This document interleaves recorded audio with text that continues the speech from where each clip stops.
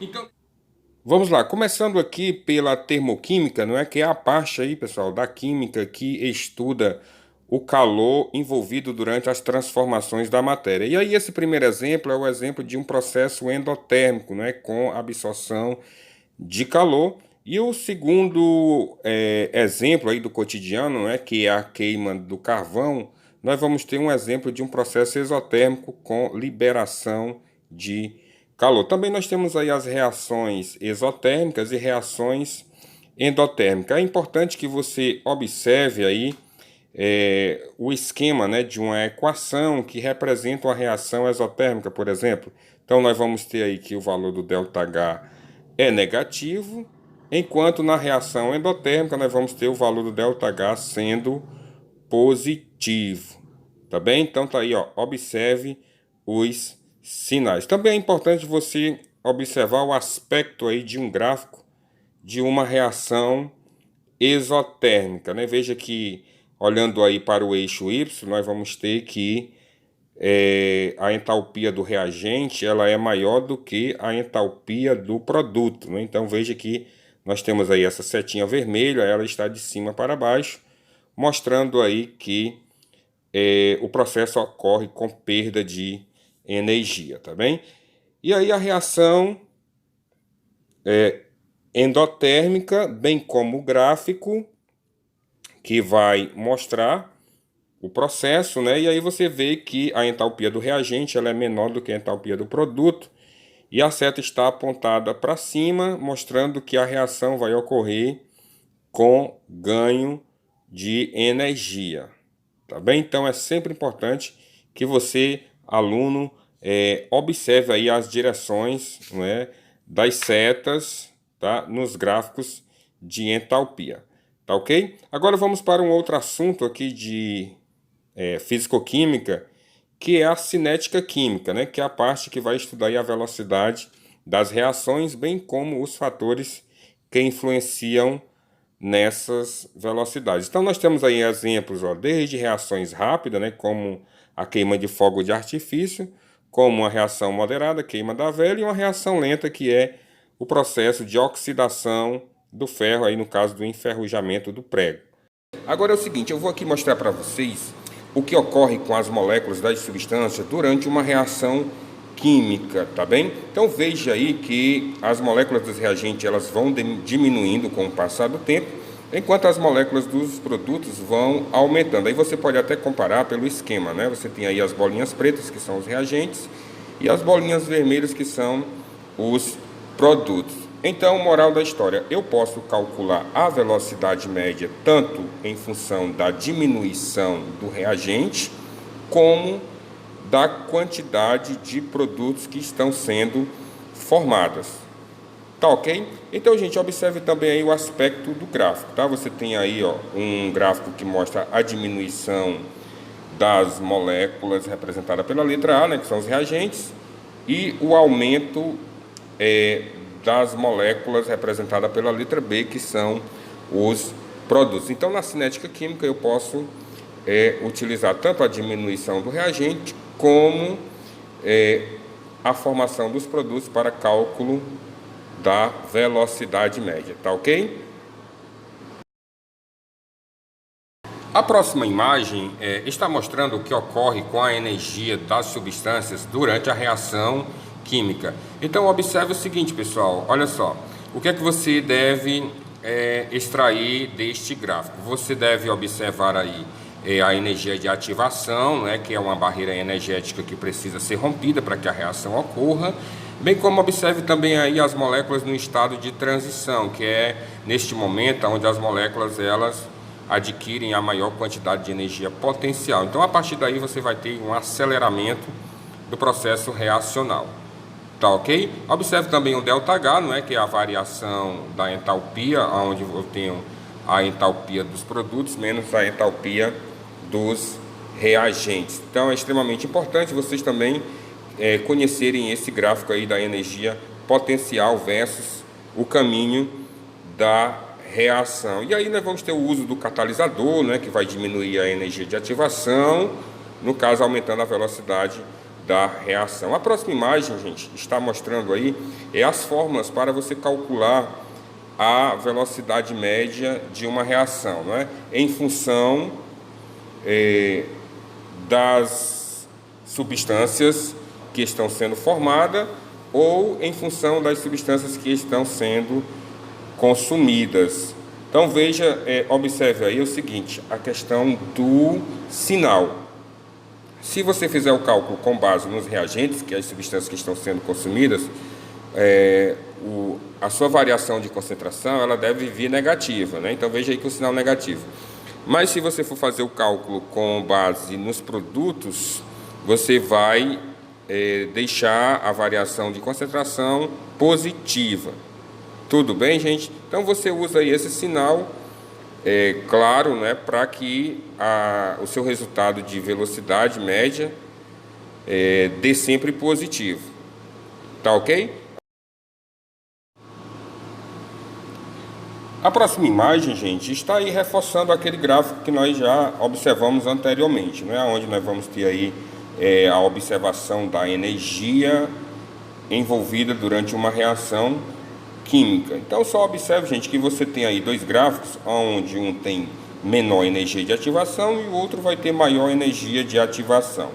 Então, moral da história, a reação ela vai ser mais rápida quando a reação tiver menor energia de ativação ou menor barreira energética. E ela vai ser mais lenta quando ela tiver uma maior energia de ativação. Tranquilo? Equilíbrio químico, gente, um assunto que sempre aparece nas questões do Enem, tá? Mas eu acredito que você aí vai estar preparado para resolver essas questões de equilíbrio. Veja só, deixa eu te ajudar. Equilíbrio químico, gente, vai ocorrer quando a velocidade direta for igual à velocidade inversa, tá bem? E aí nós temos um exemplo clássico, né, de equilíbrio químico, que é o galo do tempo. Veja que quando o equilíbrio desloca para a direita, nós temos que o galo fica rosa. Quando desloca para a esquerda, o galo fica azul.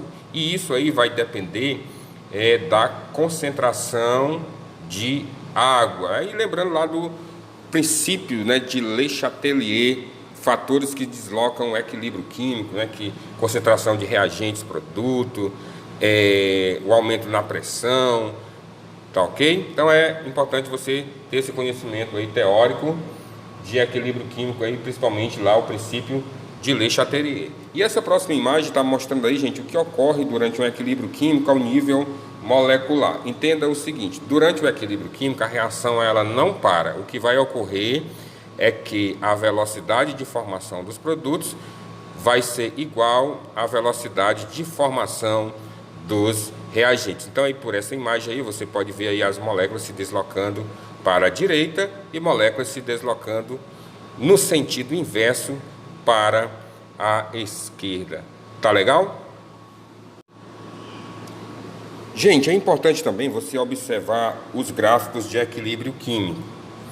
Veja que no início da reação, né, nós vamos ter aí os reagentes, claro, a quantidade de reagentes, né, maior do que a quantidade de produto, mas ao estabelecer-se o equilíbrio, você pode ter três situações. Você pode ter uma situação onde a quantidade de reagentes ela ainda vai permanecer maior do que a dos produtos.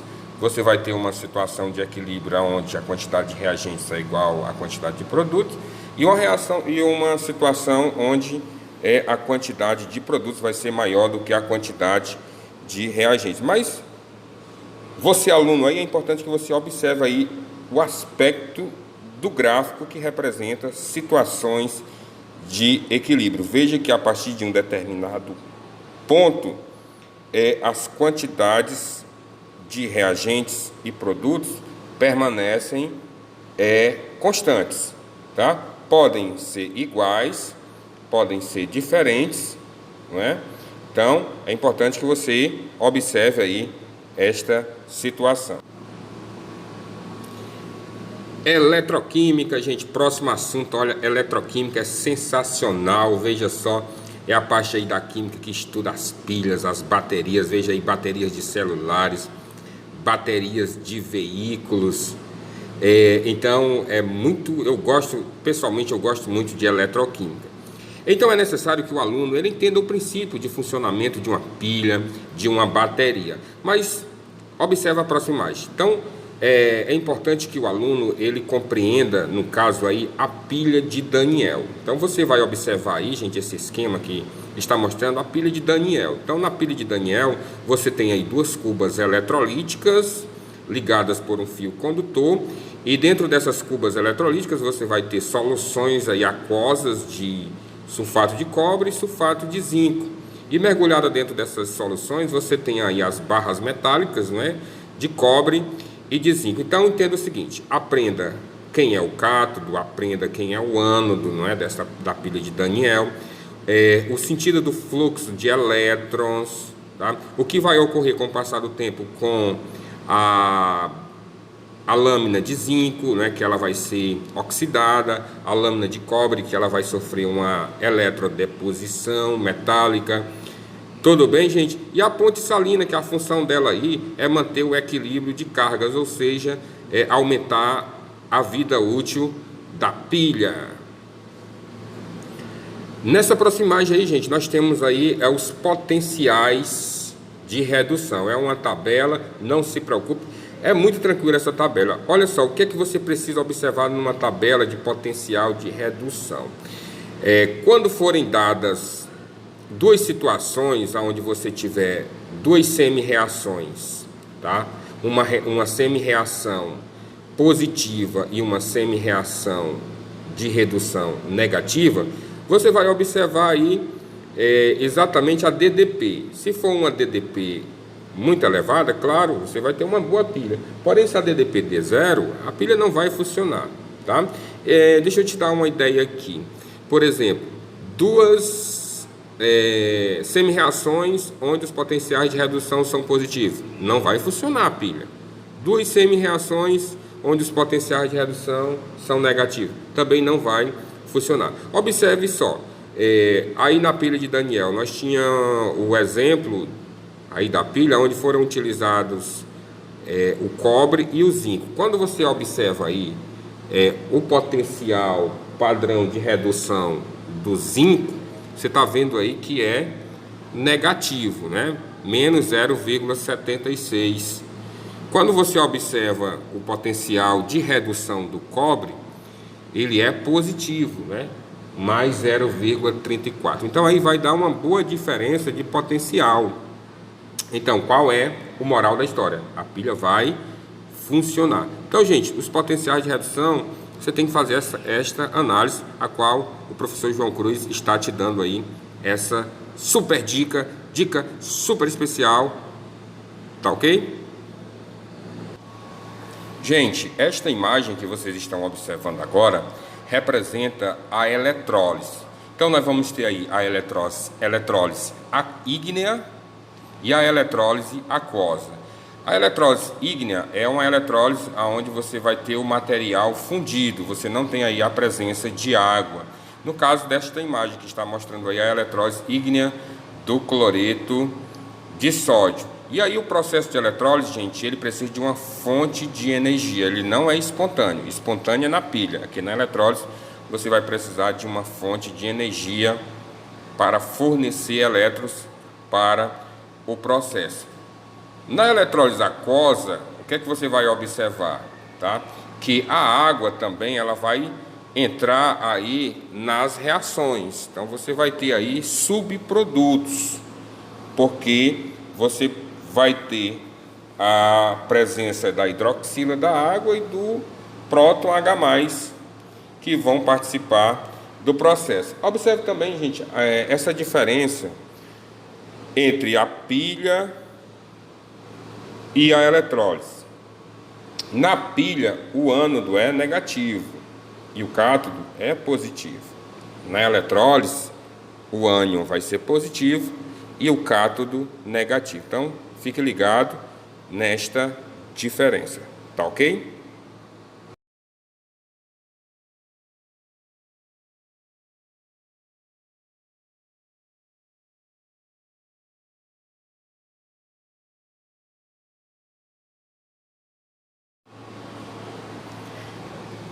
Radioatividade, assunto, gente, olha, espetacular. O Enem gosta muito deste assunto e tudo indica que vai vir uma questão sobre radioatividade aí, conforme o raio-x, tá bem?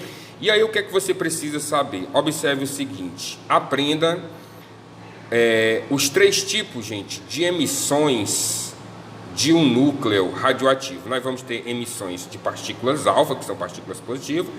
Nós vamos ter a emissão aí da radiação beta, né, que é a emissão de elétrons, e também da radiação gama. Tá ok? Isso aí é extremamente importante. É necessário também que você conheça, gente, a diferença entre a fissão e a fusão. Esse primeiro exemplo aí, essa imagem que vocês estão observando, está mostrando aí uma fissão, que é a quebra de um núcleo. Então, um núcleo atômico ele vai ser bombardeado por um nêutron, e durante esse bombardeamento vai ter aí a quebra. Veja só, você tem a quebra do núcleo e a consequente emissão de mais nêutrons. E aí você vai ter uma reação em cadeia liberando muita energia. Gente, este aí é o princípio de funcionamento de uma bomba atômica, né? Então veja uma reação aí em cadeia. E nós temos também a chamada de fusão. É a fusão nuclear, onde átomos de hidrogênio, eles vão sofrer um processo de fusão, dando origem a átomos de hélio. Então, esta reação, gente, também é uma reação bastante energética, porque você vai ter aí a liberação, né, claro, de uma grande quantidade de energia, porque você tem aí átomos bastante energéticos e a formação de hélio, né, que é uma substância aí, no caso, bastante estabilizada. Tudo bem? Então, princípios aí de funcionamento, né, da bomba de hidrogênio e de outros processos de geração de energia. Tá ok, pessoal? Então, desde já agradecendo a vocês a atenção, a participação. Olha só, estou torcendo aí pelo seu sucesso. Desde já, meu abraço. Continua conosco, curtindo o nosso canal, compartilhando geral nas redes sociais. Tá ok? Meu abraço.